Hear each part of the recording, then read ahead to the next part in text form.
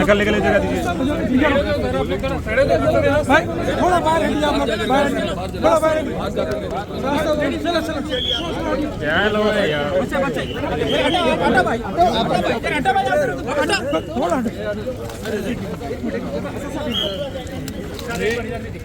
Sir sir sir madam जरा हटाओ madam mic. Thank you sir. थोड़ा साइड जाओ भैया। नहीं करें और आरपीएफ में तो करेंगे। So what's your take on the India Bloc Alliance? I am not part of it, so I cannot comment on it. लेकिन आप समर्थन कर रहे हैं, उनके लिए इशारा किया है आपने। 75 साल की उम्र जी आपने प्रधानमंत्री नरेंद्र मोदी को रिटायर किया जाएगा, उनकी जगह पर अमित शाह प्रधानमंत्री बनेंगे, आम आदमी पार्टी का आरोप है। इसके ऊपर आप कुछ रिएक्ट करना चाहिए। नहीं मालूम मैं कैसा रिएक्ट करूंगा उस पर, वो तो एक पार्टी का है। बट जब उनकी पार्टी ने खुद ये कहा था कि मार्गदर्शक मंडल में चले जाएंगे, अब नहीं मालूम नरेंद्र मोदी जीतेंगे या नहीं जीतेंगे। जीतेंगे या नहीं जीतने पर भी वो मार्गदर्शक मंडल में जाएंगे नहीं जाएंगे नहीं मालूम। तो ये तो उन्होंने तो अपने पार्टी के लीडर्स को किया है, बट ये उनकी पार्टी का फैसला है, मैं उस पर तबसरा नहीं करूँगा। मोटे को पतले को वोट करो, क्या इशारा है? क्या ये सीक्रेट आपके साथ जो कांग्रेस के साथ साझेदारी हो रही है, क्या हो रहा है? आपने आखिरी दिन आप लोग देखिए, ये कोई क्या बोलना चाहिए कि इस तरह का रिमार्क नहीं है। नहीं आप सुन तो लीजिए, हम ये कह रहे हैं कि मोटे को वोट दीजिए, दुबले को वोट दीजिए। हम ये कह रहे हैं कि जिसके बाल सफेद है उनको वोट दीजिए। इसमें बुरी बात क्या है? बीजेपी वाले इतने नाराज क्यों हो गए उस पर? नहीं बीजेपी वाले तो क्या बोलते हैं, ट्रॉल करना शुरू कर दिए। ओवैसी अरे भाई सब चीज है ना भाई। आप अपने लीडर को बोलते 56 इंच का, हम बोल रहे मोटा है, मोटे को कामयाब करो। हम बोल रहे दुबले को कामयाब करो, जिसके बाल सफेद है उनको कामयाब करो। तो इसमें बुरी बात 400 पार का नारा अभी भी आपको लगता है सर पॉसिबल है? 400 पार, देखिए 400 पार का जो नारा मोदी ने दिया, भारत के दलित और जो संविधान से मोहब्बत करते हुए समझ गए कि ये 400 पार का मतलब ये है कि बाबा साहब अम्बेडकर का संविधान गया, आरक्षण गया या बेसिक स्ट्रक्चर चला जाएगा, आर्टिकल 29-30 गायब। तो ये मैसेज जा चुका है। Still Modi is considered the most popular leader in multiple surveys in the country. Well, sir Telangana में चुनाव खत्म हो गए हैं, आप अलग राज्यों में खत्म कहाँ हुए? अरे तेलंगाना में कहाँ खत्म हुए भाई, क्या बोल रहे? 6 बजे तक वोट डालना है आप लोगों को। चुनाव प्रचार के लिए अलग अलग राज्यों में 6 PM। तो 6 बजे तक जाइए भाई, वोट डालिए। ऐसा कैसा होगा? वोट आप प्रचार करने अलग अलग राज्यों में भी जाएंगे आप? हाँ जाएंगे। Sir, it's your birthday today and No. I have never celebrated my birthday. Is it your birthday today? No. I have never celebrated my birthday. Alhamdulillah, I'm happy that Allah Subhanahu wa Taala and my mother gave birth to me, and I was born to these two.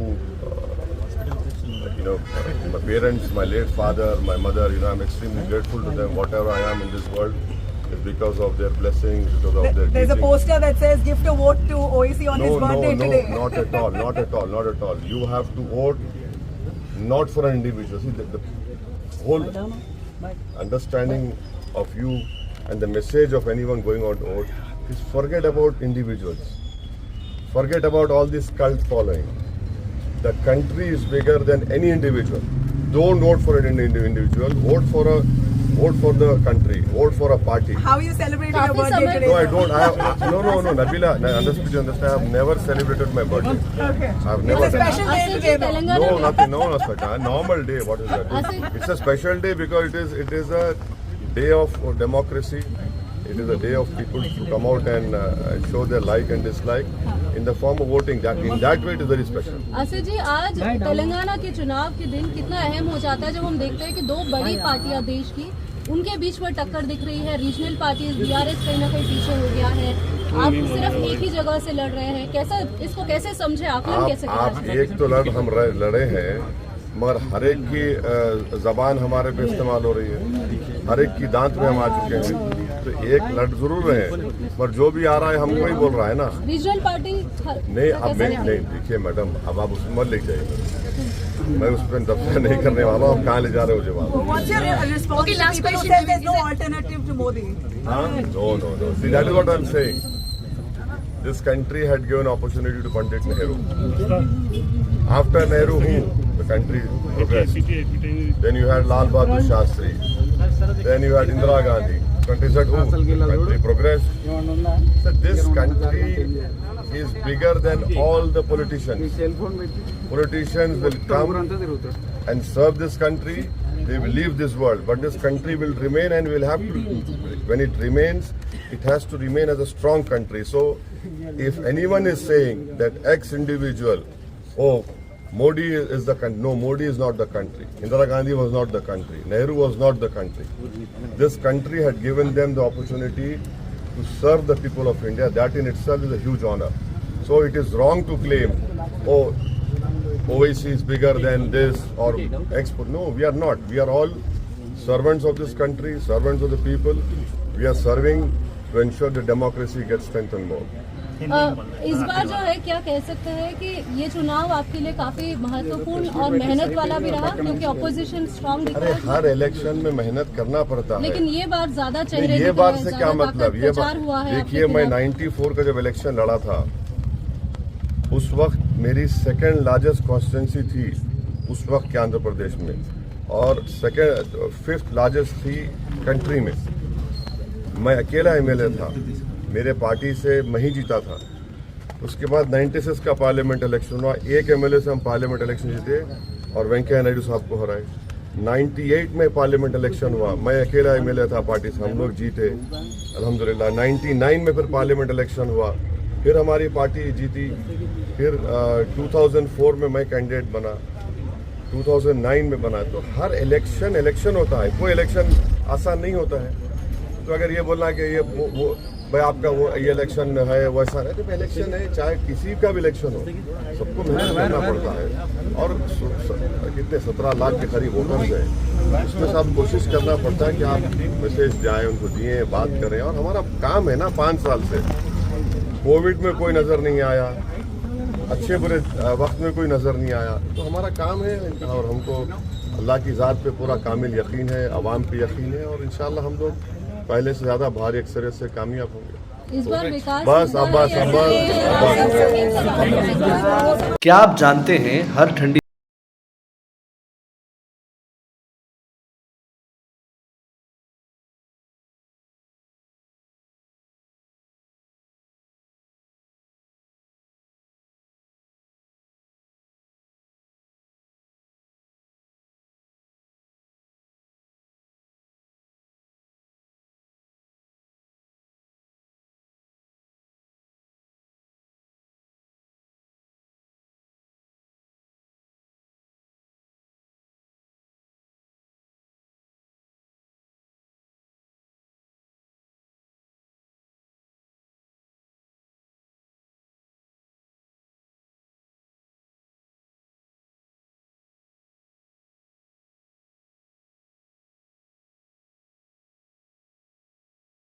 Super speciality hospital, doctor Mir Jawad Zar Khan, senior experienced orthopaedic surgeon, bone fracture, joint replacement, hip replacement और spine surgery कामयाबी से अंजाम दे रहे हैं।